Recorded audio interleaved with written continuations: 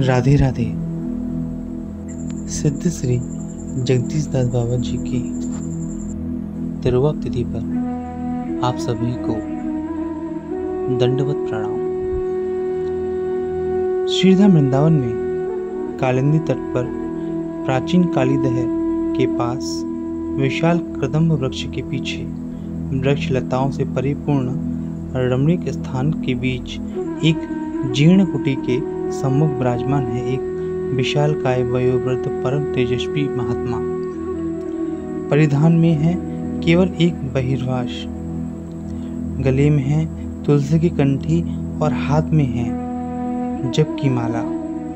गोधूली की वेला में उनके नग्न शरीर की ओर गौर क्रांति उमड़ते हुए अंधकार को अतिक्रमण करती जान पड़ रही है।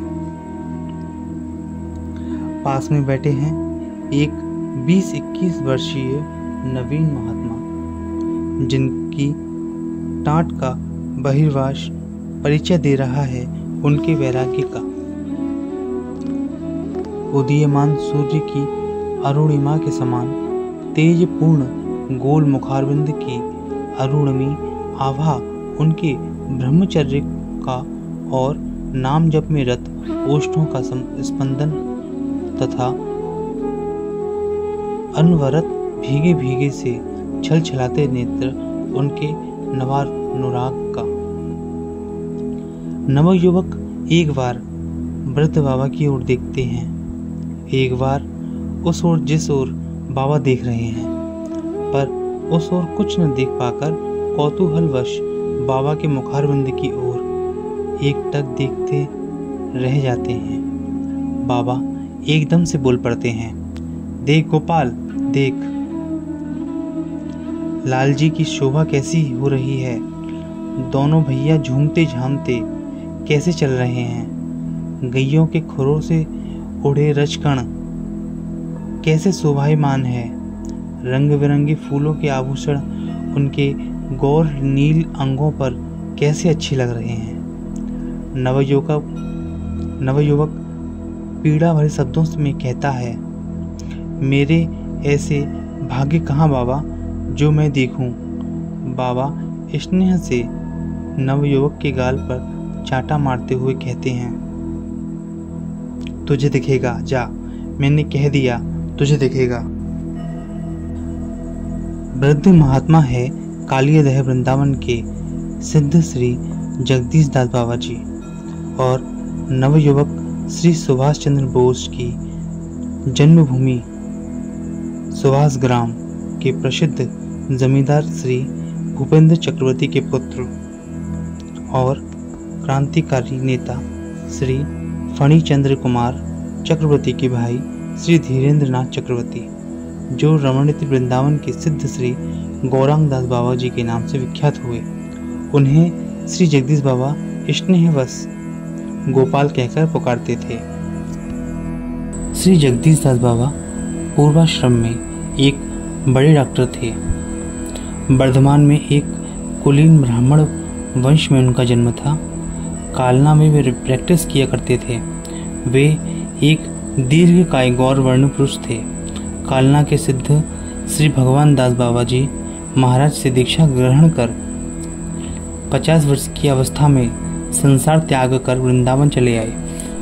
वृंदावन में श्री मदन मोहन मंदिर के पास रहकर भजन करते थे।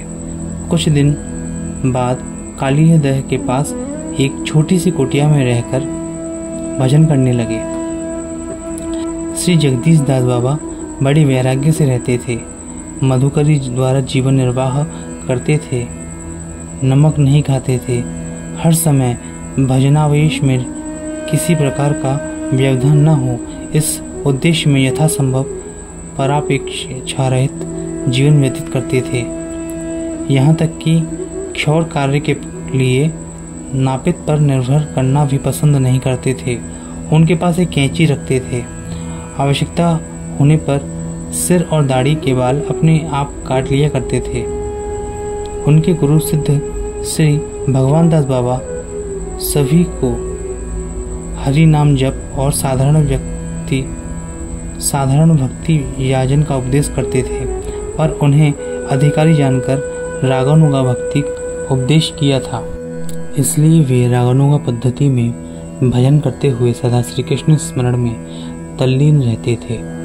उन्हें प्राय बाह्य ज्ञान नहीं रहता था। कभी कभी संध्या समय का उनके सामने रखा हुआ भोजन सवेरे तक रखा रह जाता था। कभी ऐसा था कि कोई उनके पास आता और दंडवत प्रणाम कर सामने बैठ जाता तो भी उन्हें पता न चलता।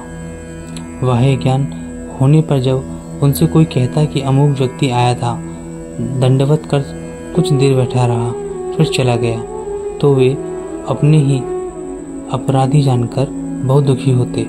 इसलिए प्राय वे जब कुटिया के बाहर बैठते तो अपने सामने सालग्राम की पटिया रखते, जिससे यदि कोई आकर दंडवत करे तो दंडवत सालग्राम को हो और उन्हें प्रति दंडवत न करने का अपराध लगे।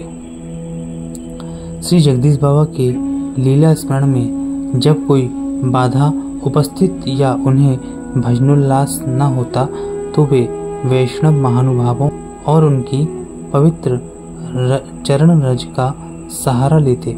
वे मधुकरी के लिए प्रतिदिन श्रृंगारवट में श्री नित्यानंद प्रभु की गद्दी पर जाते। श्री प्रेमानंद गोस्वामी उस समय गद्दी के अधिपति थे। एक दिन जब श्री जगदीश दास बाबा मधुकरी के लिए वहां गए तो उन्हें देखते ही वे बोले, आज आपके मुख पर रोज जैसा उल्लास नहीं दिख रहा है, क्या बात है? बाबा ने रुंधे कंठ से उत्तर दिया, प्रभुपाद, सब कुछ तो आपके हाथ में है। आज मेरा भाग्य मंद है। प्रभुपाद समझ गए कि आज इन्हें लीला स्फूर्ति नहीं हो रही है। उन्होंने कहा, अच्छा, मधुकरी का झूला रखकर यहाँ रज में थोड़ा लूट लो। बाबा ने वैसा ही किया। उसी समय यमुना श्रृंगारवट को घेरकर बहती थी। वृंदावन परिक्रमा करने वाले भक्तों को श्रृंगारवट के प्रांगण में होकर जाना होता था और उनकी चरण धूलि वहां पड़ती थी।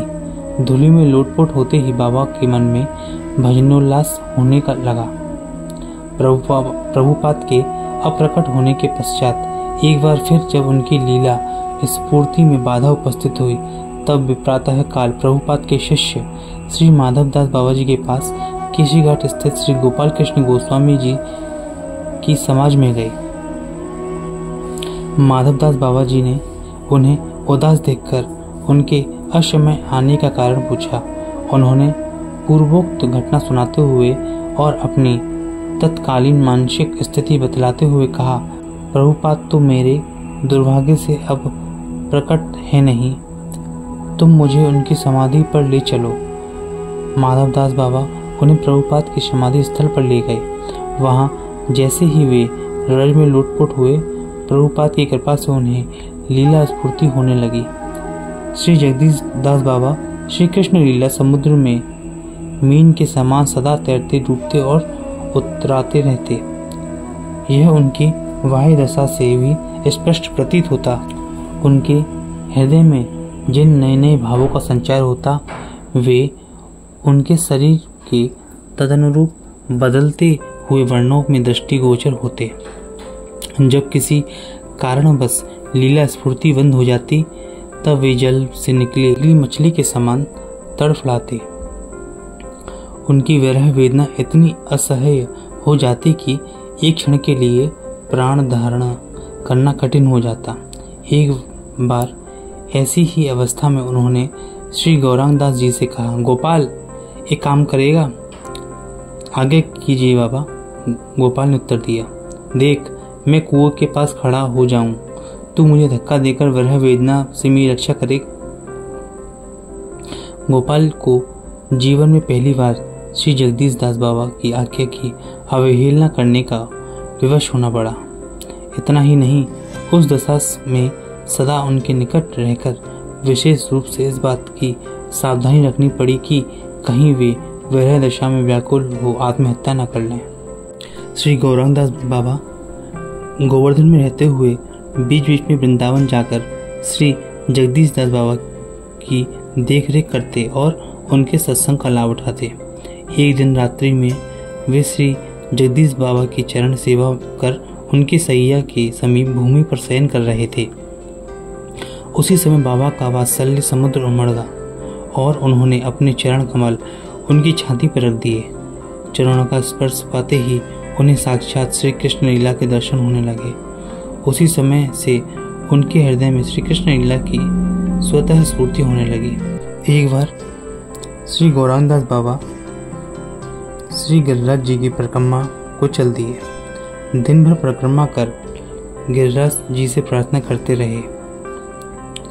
संध्या समय क्लांत हो श्री उद्धव कुंड की सीढ़ी पर लेट गए। थोड़ी देर में आग लग गई। यदि करवट बदलते तो सीढ़ियों से लुढ़कते हुए कुंड में गिर जाते। किसी व्यक्ति ने उन्हें गोद में उठाकर ऐसे स्थान पर लेटा दिया जो सुरक्षित था। उसी समय उनकी निद्रा भंग हुई। लगा कि किसी ने उन्हें उठाकर दूसरी जगह पर लेटा दिया है। चारों ओर मुड़कर देखा पर दूर दूर तक कोई नहीं दिखा। वे आश्चर्यचकित रह गए। दूसरे दिन वे श्री जगदीश दास बाबा के पास गए। उन्हें देखते ही वे क्रुद्ध होकर बोले, मूर्ख की तरह जहां तहां सो जाता है। तुझे इतना भी ज्ञान नहीं कि कहाँ लेटना चाहिए कहाँ नहीं। वे समझ गए कि उन्होंने ही उन्हें उद्धव कुंड पर उठाकर दूसरी जगह लिटाया था। उनका हृदय भराया और नेत्रों से आंसू टपकने लगे। उन्होंने समझ लिया कि किस प्रकार गुरुदेव छाया की तरह शिष्य के साथ रहकर कठिन परिस्थितियों में उनकी रक्षा करता है। श्री जगदीश दास बाबा अंतर्मुखता से सदा लीला रस में निमग्न रहने के कारण उत्सव आदि पसंद नहीं करते थे। अपने गुरुदेव की तिथि पर एक सेर मालपुआ मंगाकर भोग लगा देते थे और जो कोई आता था उन्हें उसमें से एक एक टुकड़ा प्रसाद दे देते थे। एक बार गुरुदेव की तिरुवा तिथि पर उनकी इच्छा हुई वैष्णव सेवा करने की। कीनू बाबू नामक एक व्यक्ति उन्हें उत्सव के लिए 40 रुपए दे गए। बाबा स्वयं जाकर मालपुओं के लिए 20 रुपए का गुड़ खरीद लाए। गुड़ कुटिया में रखवाकर सामने के कुएं पर पैर धोने गए पर कुटिया की साकर लगाना भूल गए। इस बीच बंदरों की एक टोली ने कुटिया में प्रवेश किया। उसी क्षण गुड़ का महोत्सव प्रारंभ हो गया। जगदीश बाबा दूर से वानरों रूपी वैष्णवों की गुड़ भोजन लीला देखकर प्रसन्न हुए और हरिध्वनि करने लगे।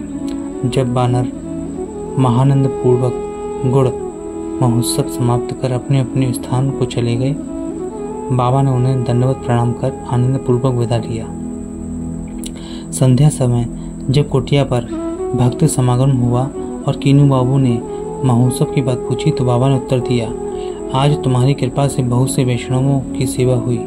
केवल 20 रुपए खर्च हुए, बाकी 20 रुपए यह लो। प्रसाद चाहिए तो कुटिया में जाकर देखो। गुड़ प्रसाद के कण भूमि पर छटके पड़े होंगे या गुड़ों की बोरी में चिपके होंगे। एक दिन बाबा के मन में वासना जागी कि श्री कृष्ण लीला स्थली कालीदह में प्राचीन हृदय के स्मृति चिन्ह के रूप में एक विशाल दीर्घ की निर्माण कराया जाए। उन्होंने राजश्री बनमाली राय बहादुर के मैनेजर श्री कामिनी कुमार बाबू से इसे व्यक्त किया। कामिनी बाबू के माध्यम इस बात का धनी समाज में प्रचार होते ही दीर्घिका के लिए धन एकत्र होने लगा। दूसरे ही दिन भक्त श्रेष्ठ श्री लाला बाबू के वंश की एक विधवा रमणी ने 75,000 रुपये देना स्वीकार किया। हेतमपुर के राजा ने 25,000 रुपये देने का वचन दिया। बाकी खर्च का भार राजश्री बाबू ने ले लिया। श्री जगदीश बाबा से परामर्श कर एक सुंदर और सुबृहद दीर्घिका का एस्टीमेट तैयार कर लिया गया। उस दिन रात्रि में बाबा का भजन न हो सका। प्रस्तावित दीर्घिका की चिंता में ही सारी रात बीत गई। इन्हें इतना क्षोभ हुआ कि वे रात्रि में ही कुटिया छोड़कर किसी वन में चले गए। 4-5 दिन तक लोग उन्हें खोजते रहे, पर पता न चला। एक दिन अकस्मात वे भजन कुटिया में आकर उपस्थित हुए। दीर्घिका खोदने के लिए जब उनसे अनुमति मांगी तो वे गंभीर होकर बोले, दीर्घिका की वासना लेकर मेरे भजन में भयंकर बाधा उपस्थित हो गई है। यदि इसका कार्य आरंभ हो गया तो मेरा सभी कुछ चला जाएगा। इसलिए मैं निश्चित करता हूँ कि अब कभी भी इसके विषय में कुछ न कहे। यदि किसी की इच्छा है तो मेरे मरने के बाद मेरी वासना की पूर्ति भले ही कर दें। श्री जगदीश बाबा महाप्रभु के त्रणादपि सुनिचेव तरोरिव सहिष्णुना अमानिना मानदेन कीर्तनीय सदा हरे श्लोक की साक्षात मूर्ति थे। उनसे यदि कोई पूछता कि प्रेम भक्ति लाभ करने का सबसे सरल और अचूक उपाय क्या है, तो वे कहते कि जो इस श्लोक के सांचे में अपने जीवन को ढालने में जितना समर्थ होगा, जो जितना अपने को तृण से भी तुच्छ मानकर वृक्ष से भी अधिक सहिष्णु होकर स्वयं सम्मान की अभिलाषा न रखते हुए और दूसरों को सम्मान देते हुए निरंतर हरि कीर्तन में रत रहकर जीवन व्यतीत करने में समर्थ होगा, वह उतना प्रेम भक्ति के निकट होगा। जिस दिन वह पूर्ण रूप से अपने आप को इस सांचे में ढाल लेगा, उस दिन निश्चित रूप से प्रेम भक्ति प्राप्त कर लेगा। स्पष्ट है कि जिसका जीवन इस प्रकार ढला होगा उसका हृदय वासना शून्य होगा। इसलिए इसी प्रकार के एक प्रश्न के उत्तर में उन्होंने एक बार कहा था, तुम्हारे हृदय में जब प्रेम भक्ति के सिवा अन्य किसी वस्तु की चाह न रहेगी, तभी तुम प्रेम भक्ति लाभ कर सकोगे। श्री जगदीश दास बाबा की आयु लगभग 100 वर्ष की हो गई थी। वे अपनी प्रकट लीला समाप्त करने को थे। उस समय श्री गौरांग दास बाबा उनके पास थे। उन्हें उनके स्नेह के कारण उनके पास रहते लीला समाप्त करना उनके लिए संभव न था। इसलिए उन्होंने आज्ञा दी, तुम बरसाने जाओ, भानुखर सरोवर की झाड़ू बुहारी की सेवा किया करो। उनके विदा होते समय उन्होंने कहा, मेरी 3 बातें याद रखना। जीवन में किसी के आगे हाथ न पसारना, किसी से अपने हृदय की बात न कहना, साधु वैष्णवों की पंगत में बैठकर प्रसाद न पाना। श्री गौरांगदास जी बरसाने जाकर नियम से भानुकर सरोवर की सेवा करने लगे। कुछ दिन पश्चात उन्होंने श्री जगदीश दास बाबा के ज्योतिर्मय स्वरूप के महादर्शन किए। वे कुछ दूर पर उनके सामने खड़े थे। श्री गौरांगदास जब उनकी ओर बढ़े तो उन्होंने हाथ हिलाकर मना कर दिया और अंतर्ध्यान हो गए। श्री गौरांगदास बाबा समझ गए कि बाबा ने देह त्याग दिया। वे विरह वेदना से पीड़ित हो तुरंत वृंदावन की ओर चल पड़े। मार्ग में पता चला कि 1915 ईस्वी आषाढ़ शुक्ल षष्ठी को वे नित्य लीला में प्रविष्ट कर गए। जय जय श्री राधे। सिद्ध श्री जगदीश दास बाबा की तिरुवाप तिथि पर आप सभी को दंडवत प्रणाम। राधे राधे।